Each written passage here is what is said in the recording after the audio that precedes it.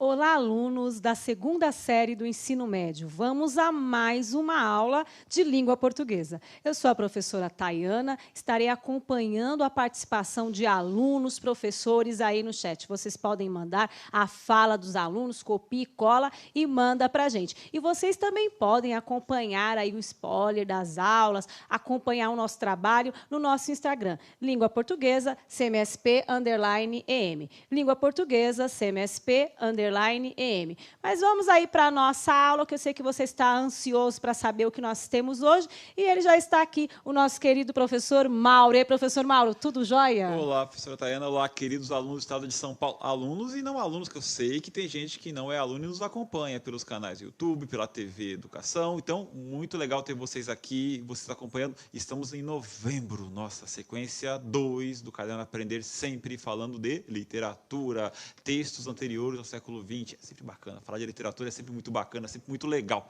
Então, professor Mauro, estou aqui com vocês, já conhecem, sejam bem-vindos a mais uma aula. E, professora Tayana, quais são as habilidades de hoje, a aula chamada Cá Estamos? Cá estamos, né? Novembro e cá estamos. Falar em novembro, Em verdade, novembro. Chegando ao final de mais um ano que não foi leve, não, um ano que foi complicado. Mas a gente enfrentou, né? Firme e forte, E estamos vai aí. superar, vai passar. Exato. Tá passando, tá passando. Verdade. Estamos chegando lá. Então, professora, quais são os objetivos da aula de hoje? Vamos aos objetivos da aula, que são muitos, hein? Ó, muita coisa aí para gente. Vamos lá. Objetivos da aula. Ilustrar a passagem do tempo e a mudança de gêneros textuais literários, estabelecendo relações entre o texto literário e o momento de sua produção, situando aspectos do contexto histórico, social e político. Retomar as definições de recursos estilísticos em manifestações literárias em diferentes contextos históricos.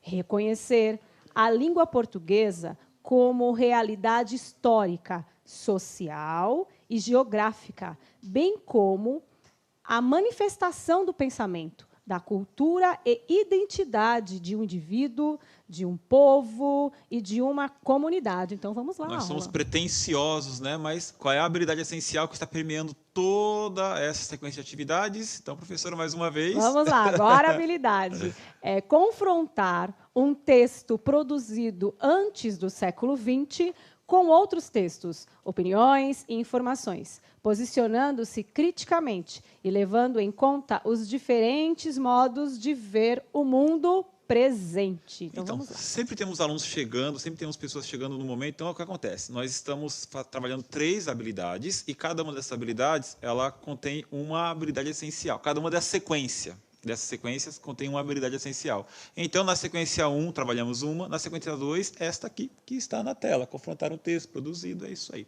Na sequência 3, mudaremos de habilidade. Então, temos 8 aulas no caderno do aluno com esta habilidade. E aqui no Centro de Mídias são 6.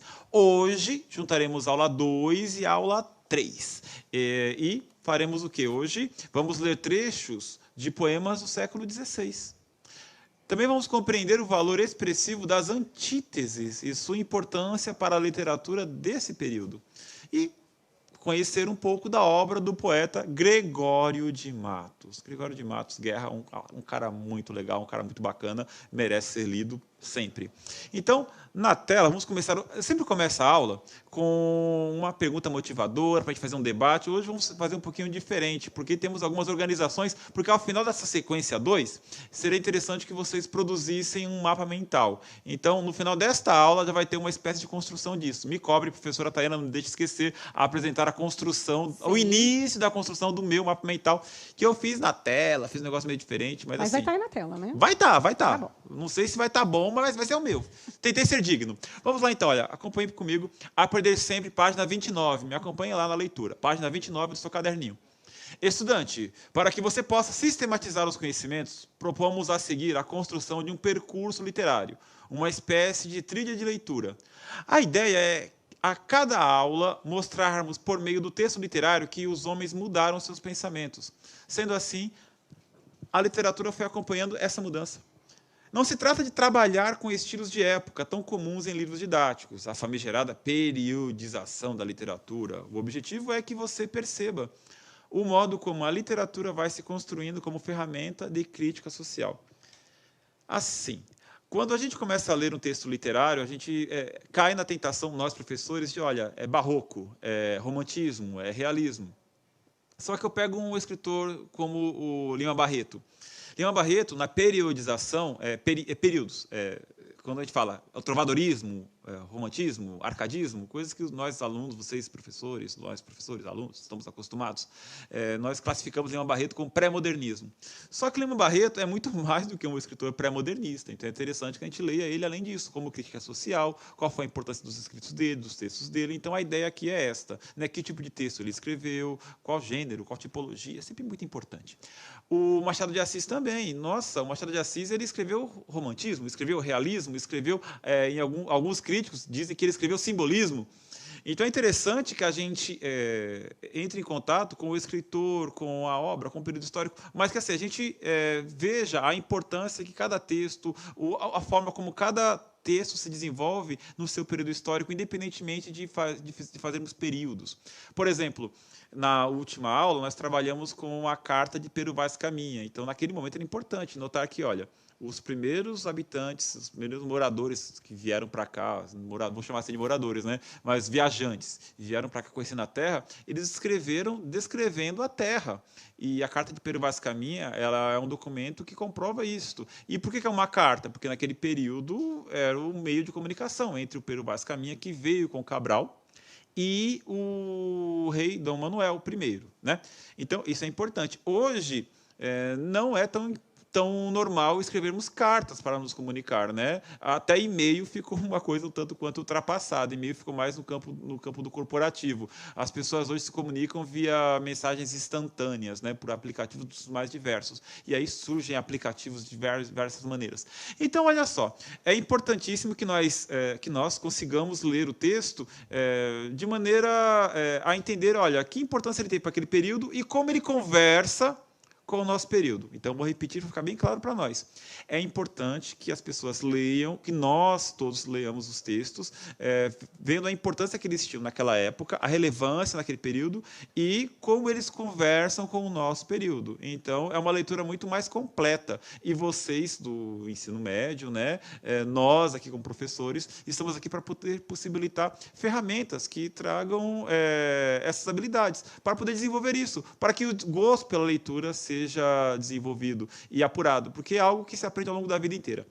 Há quem diga que a leitura se aprende na infância. Concordo, mas eu concordo também que tem como despertá-lo ao longo da vida inteira. Há muitas pessoas que descobriram o prazer da leitura depois de velhas. Velhas, né? Não tão velhas. Velha é uma palavra feia, né? Maduras. Maduras. Velhas. Vamos lá, então. Ainda na aula anterior, nós lemos um excerto de um texto que levava a notícia do descobrimento de uma nova terra ao rei de Portugal. Vamos continuar percorrendo a sociedade do Brasil colônia. Então, a ideia é que, ao final dessa aula, a gente começa a montar um mapa mental ou um resumo. Eu dou a ideia de mapa mental para você pensar no final dessa sequência. Olha, eu passei por aqui e eu estudei gênero epistolar, Pero Vaz Caminha. Passei por aqui e estudei Gregório de Matos. Então, é importante. E o que Gregório de Matos escrevia, o que tipo de texto ele escrevia, qual era a diferença entre um período e outro. Então, por isso que a aula é Cá Estamos. Ou seja, Pero Vaz Caminha chegou aqui e retratou o que ele viu. E cá estamos agora, falando de texto de 1600. Então, em 1600, o que era escrito? Que tipo de texto era desenvolvido? Né? Então, na página 29, na página 30, ainda tem esse texto para vocês acompanharem comigo. Vamos lá, enquanto a gente vai lendo, eu vou explicando. Na tela, os portugueses chegaram, colonizaram e continuaram escrevendo. Não foi só Caminha que escreveu, não. Nós continuaram escrevendo, produzindo literatura. A princípio, como eu disse, né, escreviam cartas, com o objetivo de enviar informações ao rei português. À medida que a colônia foi se organizando, escreviam tratados, sermões, poemas, peças teatrais, uma literatura catequética que objetivava a conversão dos indígenas ao catolicismo. Então, muita coisa havia sendo escrita aqui, olha, tratados, ou seja, para organizar a terra, sermões, porque havia necessidade, por parte dos portugueses, os jesuítas, né, de catequizar os índios, havia esse pedido da Igreja Católica. Poemas, inclusive poemas escritos por padres jesuítas, como era o caso do Anchieta, peças teatrais, autos, né? literatura catequética, que era uma literatura buscando a conversão do índio ao catolicismo. Então, tudo isso. Então, a literatura ela foi indo para os diversos caminhos, e até chegar no que é hoje. Hoje, como a literatura é composta, como a literatura se desenvolve, que tipo de texto acontece hoje. É legal que a gente perguntou para vocês no Instagram, né? Participem lá. E aí, de vários tipos de texto, pessoal indicando série, pessoal indicando filme. Ou seja, porque a literatura hoje caminha por diversos rumos, diversos caminhos. Mas ainda, eu gosto do texto. Eu gosto de pegar o livro, olhar, ler histórias, ler poesias. Isso engrandece, isso faz bem para a alma, faz bem para o coração. E isso nos transcende. Ou seja, motiva. E aí eu pergunto para vocês, o que é literatura hoje, né? Quando a gente tem um mundo com automóveis, com tecnologia, com aplicativos, com a viagem a satélite natural da Terra, como é a Lua, a satélites artificiais sendo postos no espaço. Então, é claro que o texto composto hoje ele é diferente do que é um texto composto em 1500, 1600, 1700. Então, a gente tem que olhar para estes pontos e ver, nossa, esse texto conversa com esse pessoal. E é legal ver que alguns textos, apesar de serem escritos há tanto tempo, ainda conversa conosco. Eu estou começando a poetizar sobre a literatura, então vamos de maneira mais objetiva. O que você sabe sobre este poeta aí? Ó, já falei que é um poeta, né? O que você sabe sobre este cara? O que você sabe sobre Gregório de Matos? 1 minuto e já voltamos.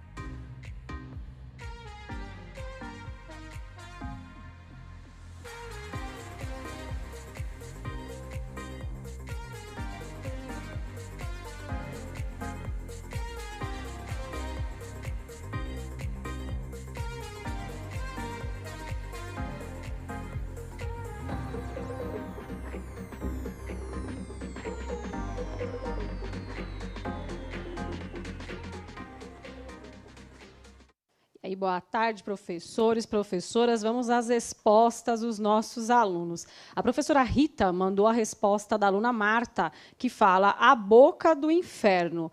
A professora Bruna mandou a resposta do Murilo. Ele diz assim: eu sei que Gregório de Matos foi um advogado e um poeta do Brasil colônia. Vamos ver se eu tenho bacana, mais né? alunos. É isso mesmo, era um advogado mesmo. E um Era poeta. conhecido como Boca do Inferno e pertenceu ao Barroco Mateus. Barroco, a palavra está aparecendo. Olha, a profissão dele, um advogado, Brasil colônia, né? E o fato dele pertencer a um movimento literário chamado Barroco. Tem uma aqui da professora Rita, de novo, só que é outra aluna. A aluna Daisy, a aluna Daisy fala assim: criticava a sociedade baiana. Também, exato, muitas críticas. Então, olha, vamos primeiro por partes.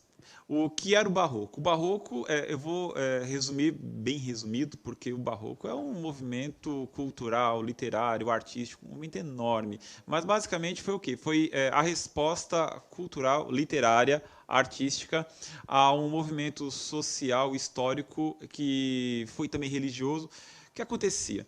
Nós estávamos num movimento em que, historicamente, a Igreja Católica perdia poder.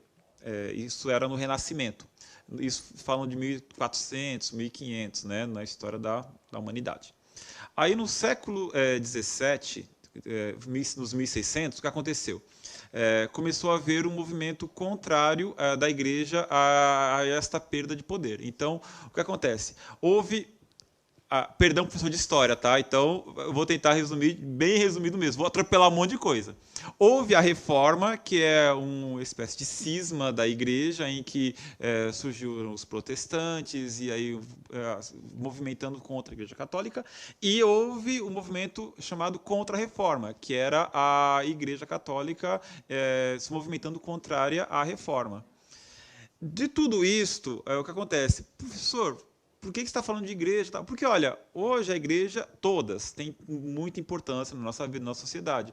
Só que, quando a gente fala de século 13, 14, 15, 16, as igrejas, elas tinham um poder descomunal com os governos.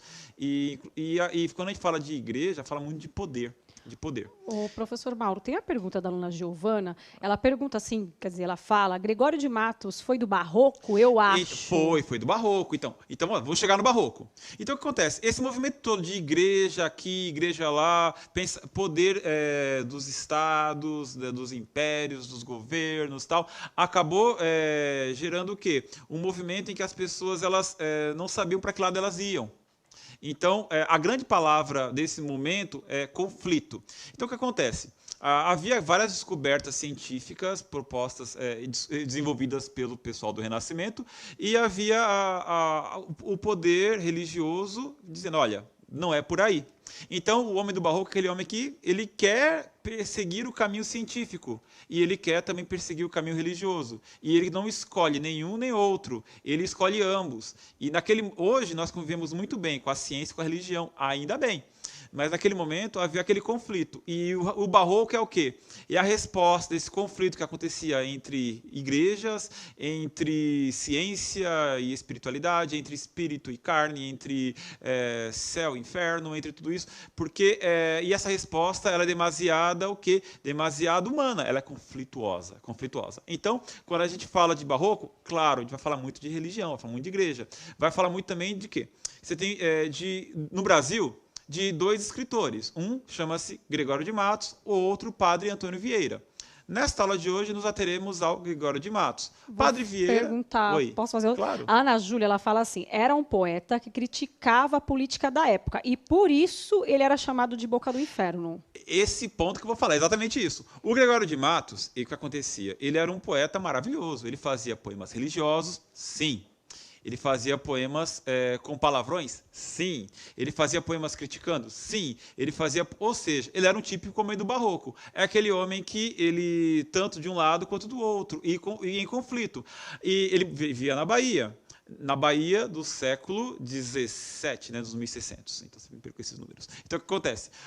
E ele criticava a Bahia. E tanto era virulento, tanta crítica, que ele recebeu o apelido dos seus contemporâneos de O Boca do Inferno, que era o cara que falava mal de tudo e de todos, né? E, inclusive das religiões, falava mal das pessoas, dos poderosos, falava mal, inclusive, dos vizinhos. E encontra a poesia dele falando mal de todo mundo, mas também poesias religiosas.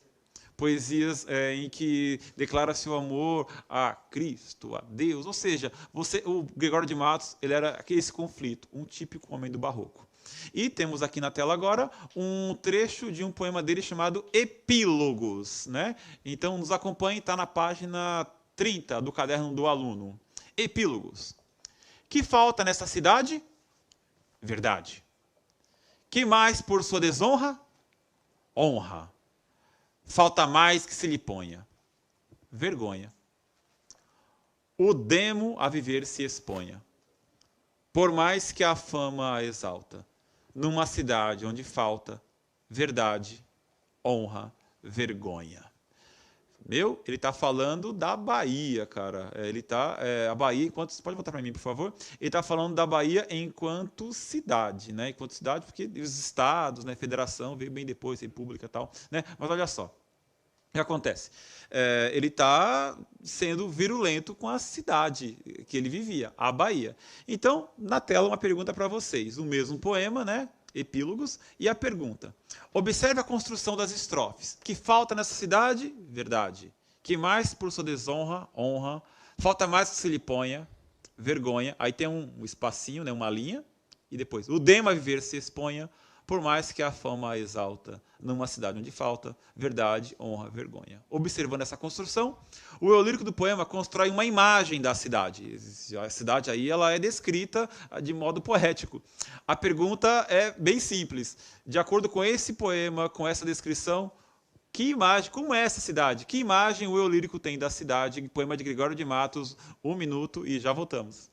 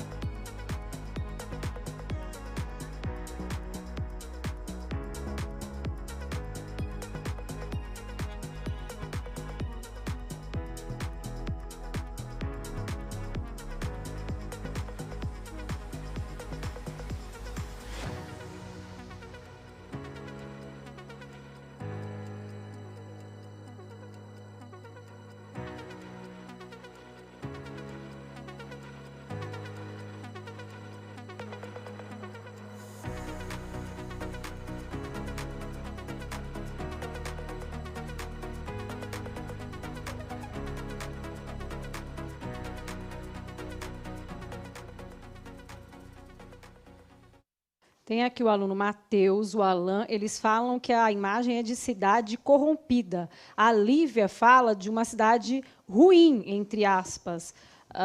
Fala de uma cidade desestruturada, a aluna Ruth também fala. A Proivete fala de cidade corrupta. E aí tem vários, né? A aluna Camila, uma cidade que falta com conceitos como a verdade, honra e vergonha. A aluna Camila, do professor Exatamente. Pablo. Se né? falta verdade... Pessoal, muito legal vocês participando. Se falta verdade, se falta honra, falta vergonha, em qualquer lugar onde falte isso, não é um lugar bacana. Né? Então, é uma análise muito visceral, muito dura, uma análise muito dura que o Gregório de Matos, né, o eu lírico do poema, do Epílogos, faz. Professor Mauro, da eu não vou ler exatamente como ele escreveu, mas o aluno Claro. Gilberto, ele fala assim que é uma cidade que não tinha valores e que acontece hoje. Ele faz essa relação que hoje a gente também tem Exato. uma sociedade aí meio corrompida, Isso, né? Exato. Então, sem citar nomes, pessoas, mas a gente sem pode citar nomes. trazer para o dia de hoje, nossa, onde é que falta verdade nos dias de hoje? Né? A gente não precisa ir muito longe, não, né? Onde falta honra, onde falta vergonha. E uma dica para vocês, esse poema do Gregório de Matos não é só isso não, tá? Ele é um poema enorme, não é tão grande que você não consiga ler de uma vez só, é um poema bem maior do que isso. E, nossa, tem termos assim dos mais loucos, leiam lá, é bem bacana, é um poema muito bacana. E sempre com essa questão de pergunta e resposta, palavras que ele inventa, sazonada, caramunha, tá, uns negócios loucos. É um poema maravilhoso, leiam, vocês vão descobrir muito mais dele. Mas como nós não temos o poema inteiro aqui, porque a aula tem que ter vai ter outro poema na sala. Deixa eu dar um alô para a claro. Prof. Maria, que ela estava desesperada procurando os alunos, então vou ler a resposta do Vitor, que ele também fala Sim. cidade corrompida. É assim mesmo, professores, vão motivando, eles vão aparecer e vai dar tudo certo. Exatamente, o pessoal tá aí. Olha só, então falando do poema inteiro, eu vou trazer para vocês mais uma pergunta, porque eu quero que vocês leiam o poema todo, depois procurem, que terminou a aula, vai lá, busca epílogos. E tá aqui na tela, ó. Epílogo é o título do poema. Significa conclusão, desfecho, desenlace. Levando isso em consideração, responda. Qual a relação entre o termo epílogo com a temática, com o que é desenvolvido ao longo do poema? Ou seja, relaciona o significado do termo epílogo com a temática do poema. 1 minuto e já voltamos.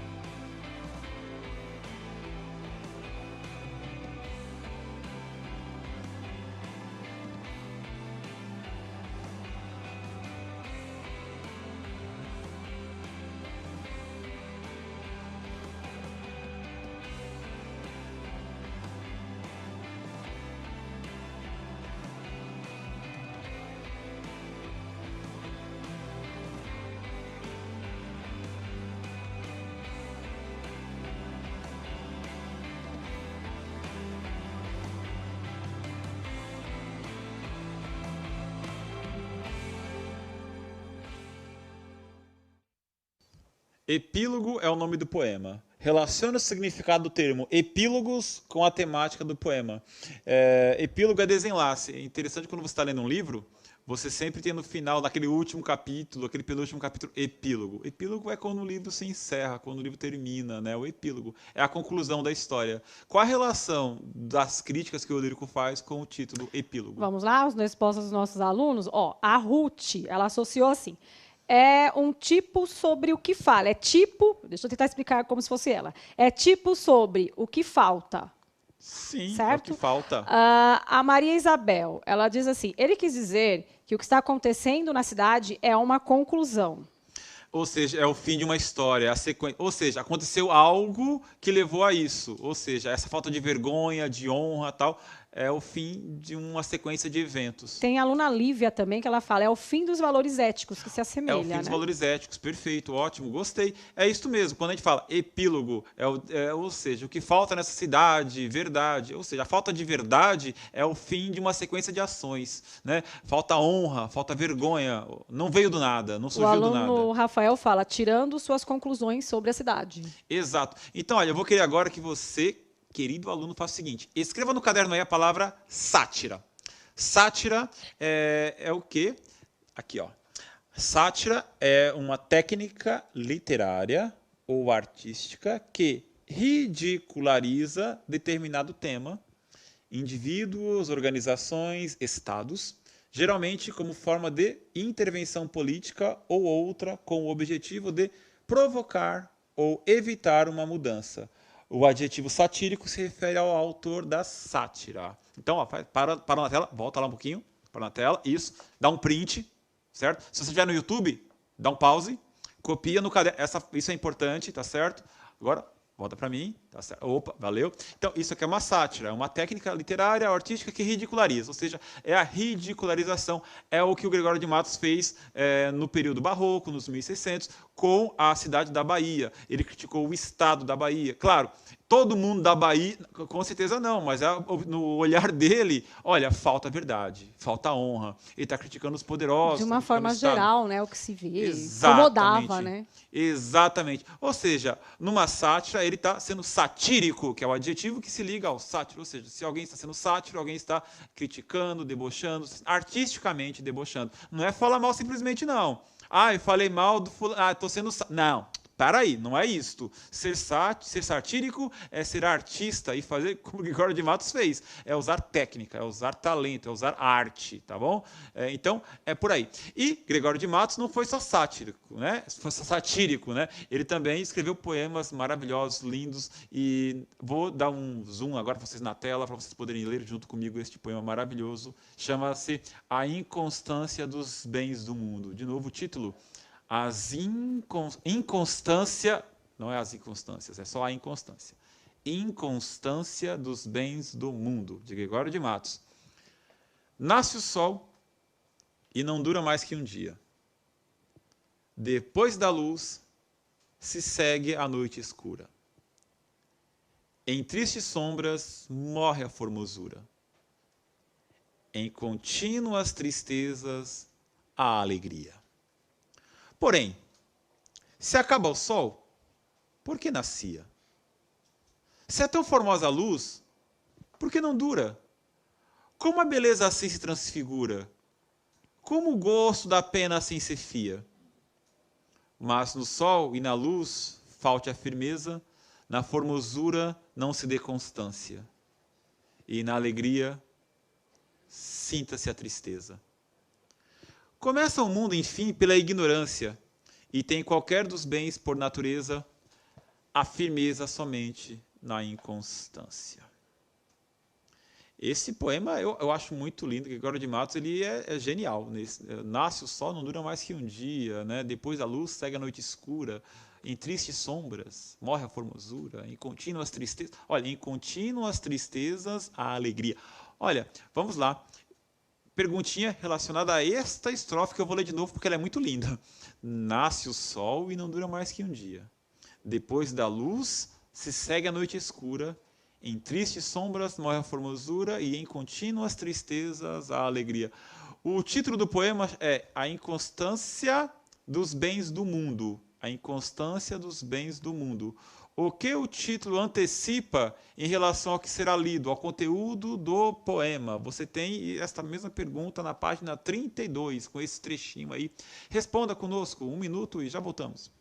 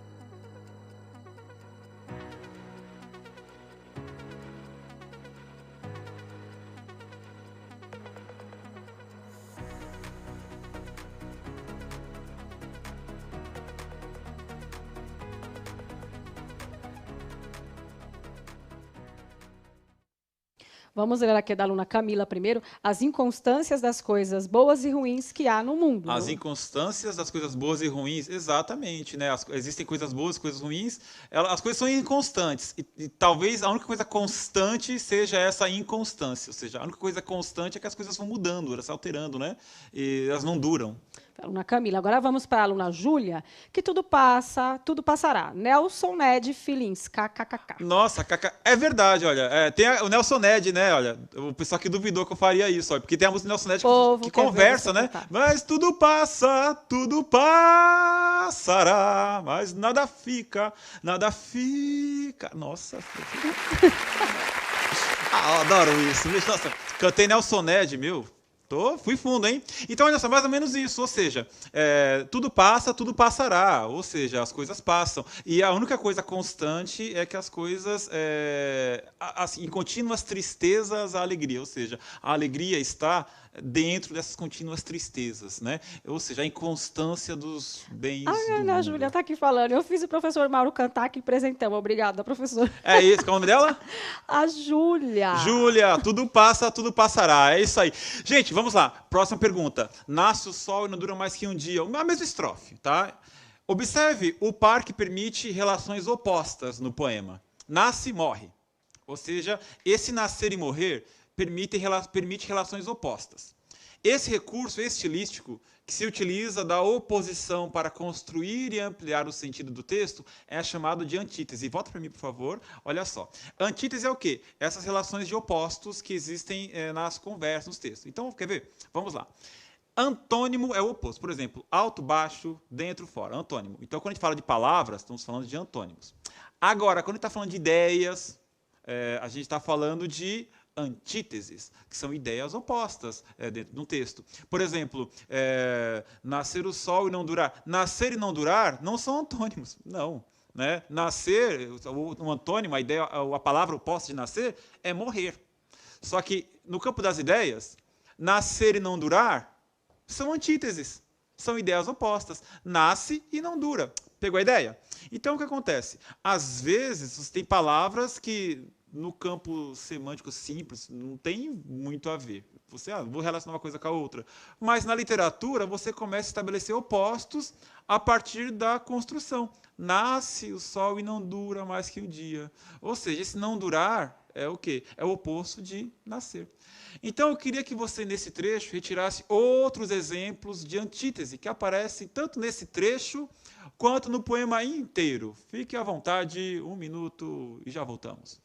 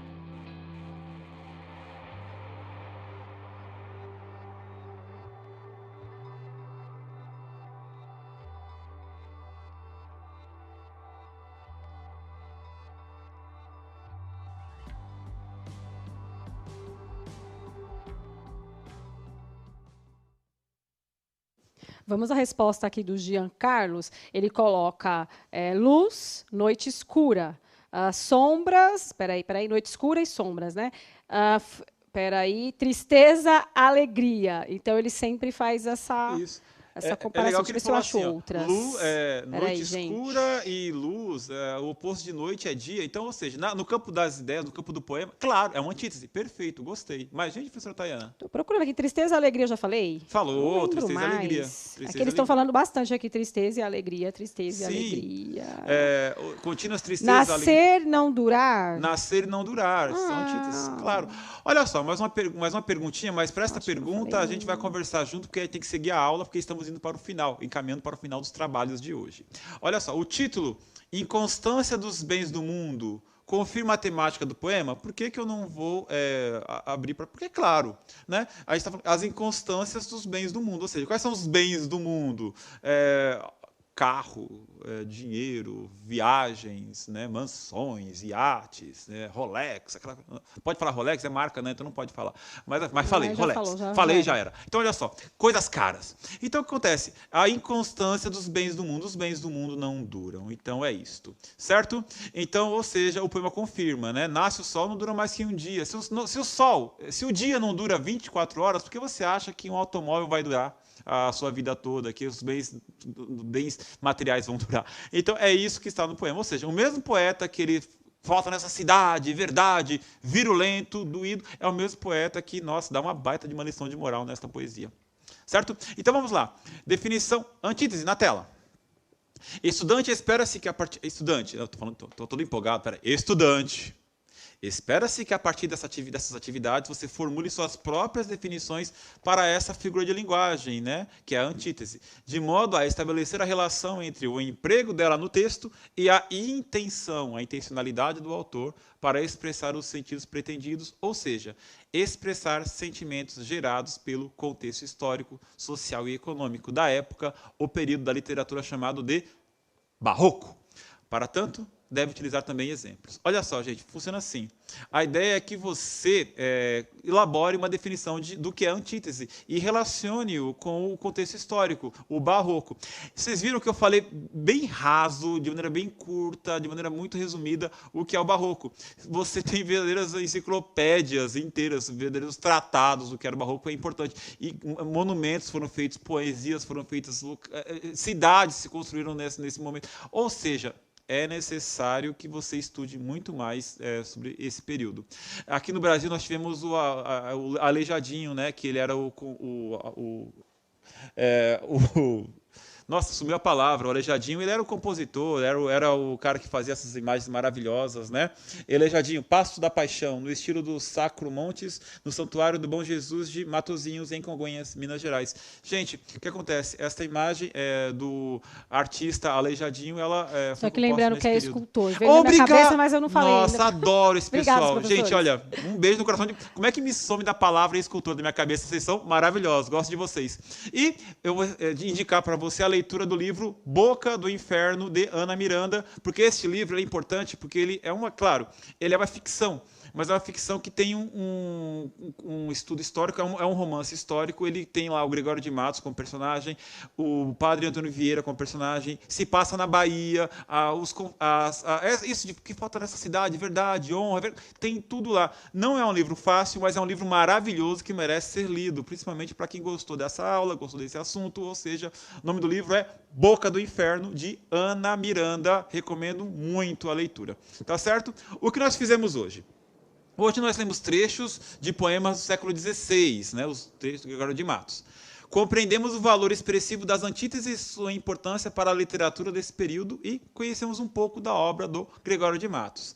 Mas, agora, o início do meu mapa mental aqui, olha só, tá bonitinho aqui. Século XVI, a gente começou com o quê? Cartas e literatura de catequese. Aí, século XVII, hoje, satírica, crítica social e religiosidade. E começamos falando o quê? Na outra aula, literatura no Brasil. Ou seja, este é o início do meu mapa mental. Então, dentro da literatura, eu parti para 2 temas. Exatamente. Da literatura eu parti para 2 assuntos. Então, vou continuar puxando de outros pontos nas próximas aulas. Espero que você faça algo muito mais caprichado, artístico, maravilhoso. Você consegue, eu sei que vai fazer muito mais bonito que eu. Vai dar vergonha do meu. Mande para nós no Instagram, Língua Portuguesa CMSP, _EM. Então, gente, não esqueça de avaliar a nossa aula. Está aí o QR Code, está aí o link para você. Cássia, é rápido porque a gente tem que encerrar aqui. O relógio está rodando, Cássia. Exatamente. Vamos lá, gente. Não dá para conseguir continuar mais. Um grande abraço. Tchau, tchau. Valeu. Gente, até a próxima aula. Tchau, tchau. Tchau.